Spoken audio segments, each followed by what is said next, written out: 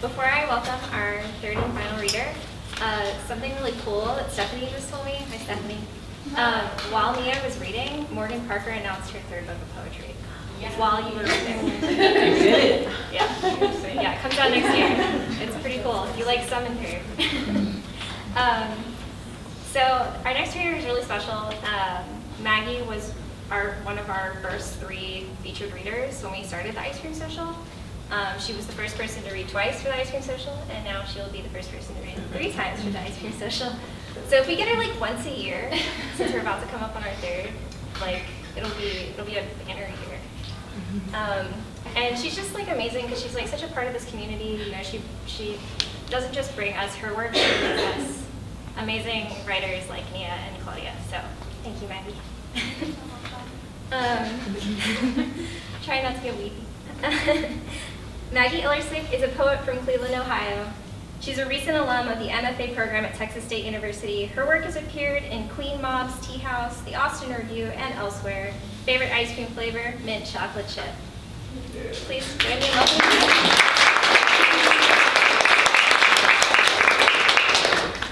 I was talking to Nar, and she's like, what's your favorite ice cream flavor? And I was literally like, I just like ice cream. Like, you know what I mean? Like, I just threw one out there. Thank you, Nia and Claudia.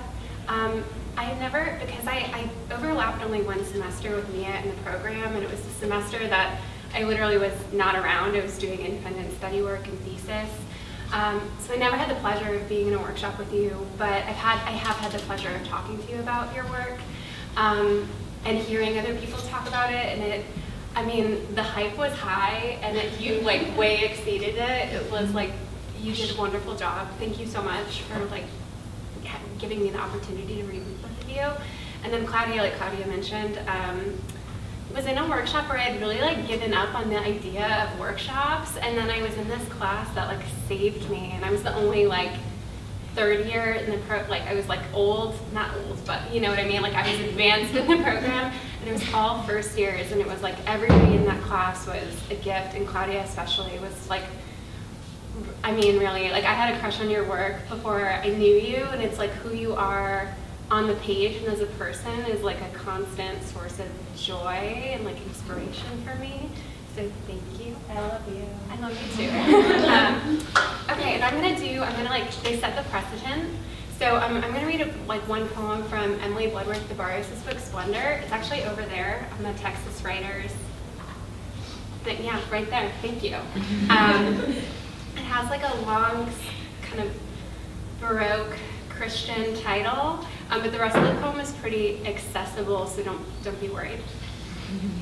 Recovered a little from the tempest of mind into which so many strange events had thrown him. When the bad thing really happens, you have to figure out a way to decide that it is not actually bad. You call it terrible beauty. Name the jagged mass a learning experience in which the exquisite growth of the faceted story of your life occurs, like the difference between a whole tree and a blasted tree, or a tree marred by monstrous growths. In your years, you must have done this a few thousand times, when you felt the full weight of the genuinely bad thing.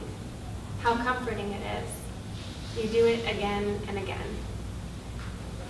And then, I didn't write it, but it is worthy of applause. She also has a beautiful chapbook from Sixth Finch called Women, Money, Children, Ghosts, which are like 4 out of 5 of my favorite things. It's beautiful. It really is like a beautiful chapbook. I highly recommend it.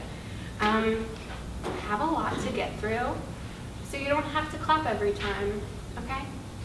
No need. I'm high on my own ego now, anyway.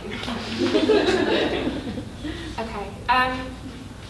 People do not function like the economy, which is built on waste, or else we are conditioned to model the economy's wastefulness. I build my body of desire for one thing or another: pale carpets and heavy midnight cushions, a romantic kitchen, satin brass. I dream about owning fewer in fewer things, but they are better and more delicate, like the economy itself, which wants us to love it truly, for it is a language of love. And much like the lobed wings of moths or a bowl of cool cherries, it frames for us a nameable beauty and says, I am here to be seen. I am here to be held. And so we enfold it like a doe fields her darling, like a song licks the ear, until we are half above and half below warm waters. Claudia's an Aries. I'm a Cancer. We're really good friends. I have a poem, so you had Venus and Aries. I have Mars and Cancer. Weird, but we're gonna go with that. Mars and Cancer.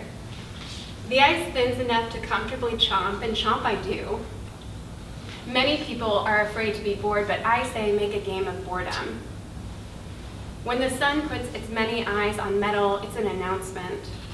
An invitation to a very fun party that is more like a soiree or maybe a get-together, small and posh and full of mild music. My horoscope says, do not hesitate to name your goals. You are favored, energetic, courageous. This month, everything is happening at a heavenly angle. Children belly down and surf and tilt their heads to one side. This is swimming. And the swimmers' faces are glittery and open, slicked with joy. What is left to yearn for? A better hiding place. Perpetual raspberry brambles, sharp, sterile sticks. May we all grow another inch this summer, bodying our way onto couches, lawn chairs at the ends of driveways, and those warm old bodies that watch inside them.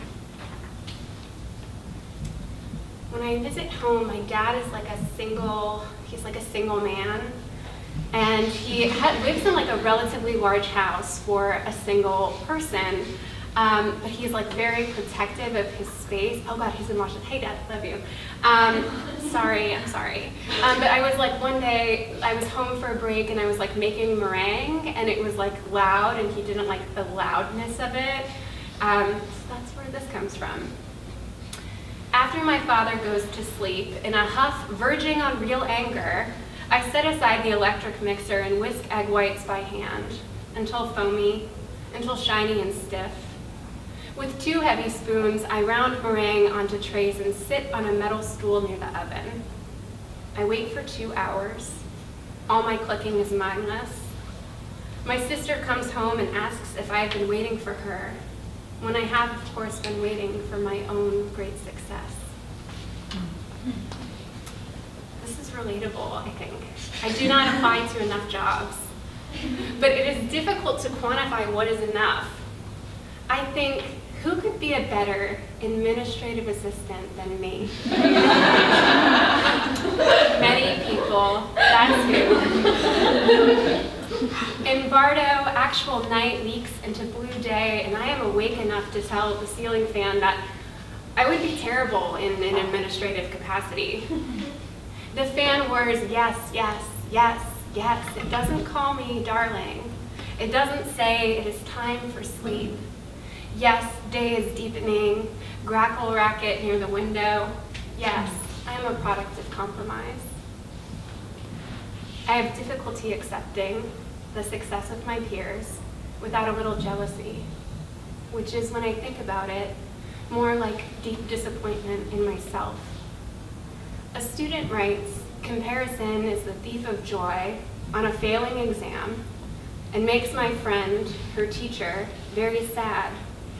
But it's not the kind of sad that changes anything. Oh God, this one. This one is called I'm Very Tired and Unimpressed with Myself. Okay. It's more joyful than it sounds. Okay.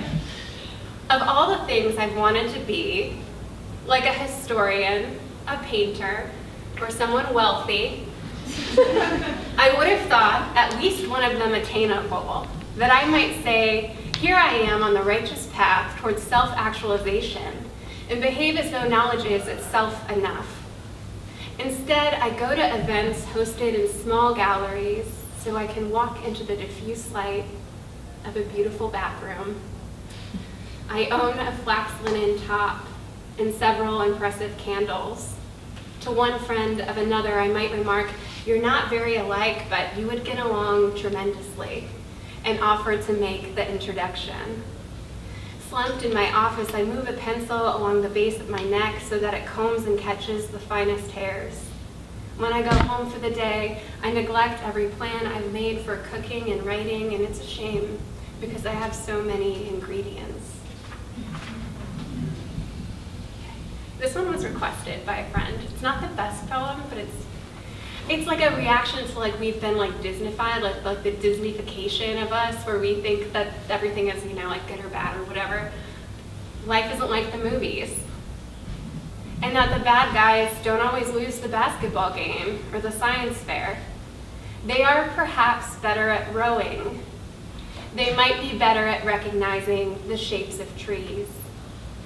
The opposition is not always bad. They are good sisters or brothers. They have many friends. I'm not a better or worse person, but I often think, watch out, you could be.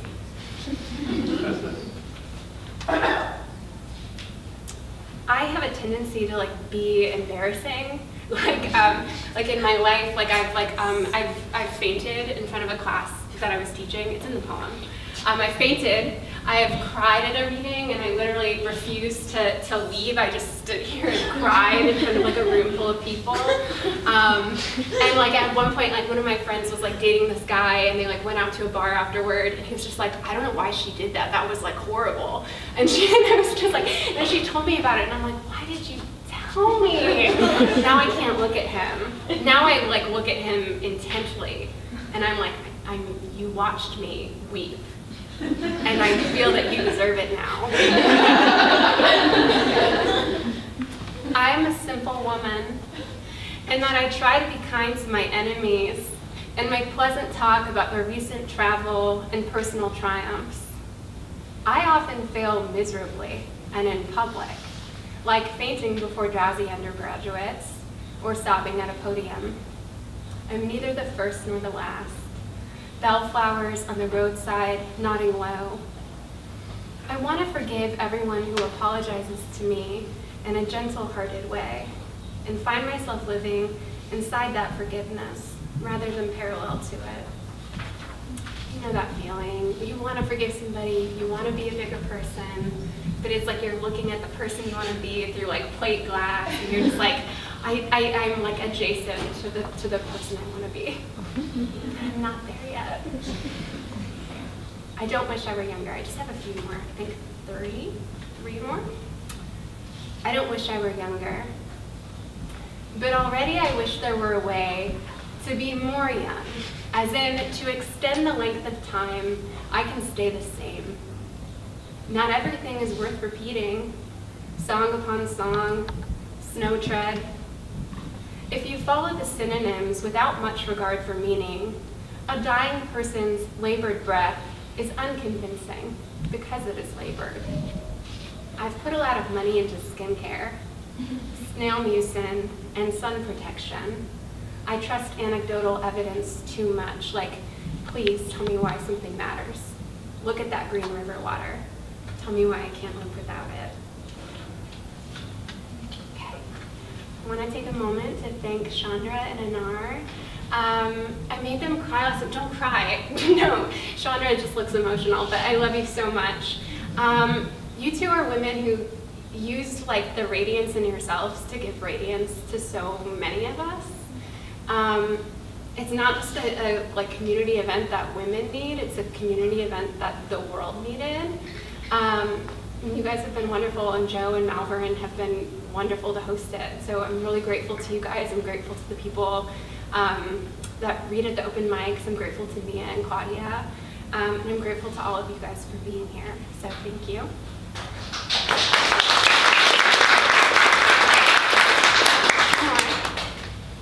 I must remember to be kind.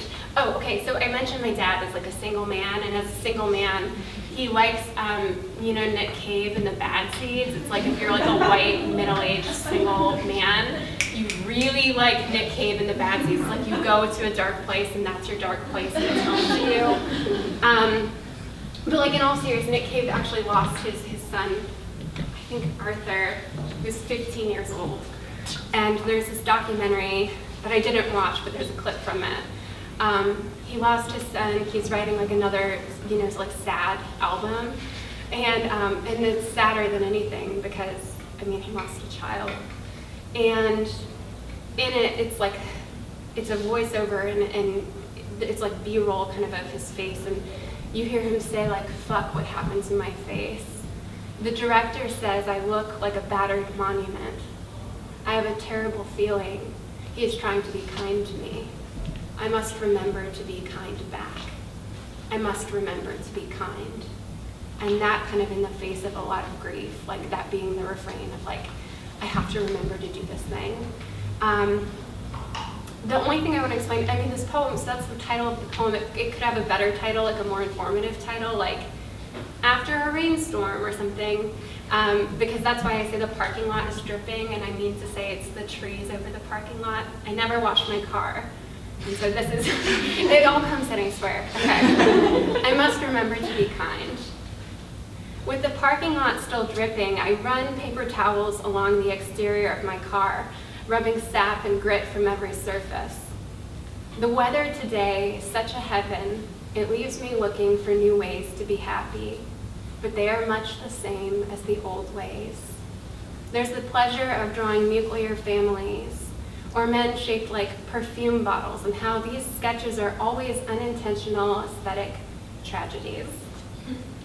Similar to is the delight of having others know me only by my last name. Ilersich says, Ilersich worries because it is difficult and they have found it worth knowing. And of course, a special joy in purchasing pink velvet Chelsea boots or a heavy bronze mallard. Stretch the word opaline in your mouth, and you too will know a small elation that only increases upon learning it is another way of saying milk glass, which your grandmother may have also had, stowed in a curio cabinet alongside porcelain figurines of women and children and good, happy dogs.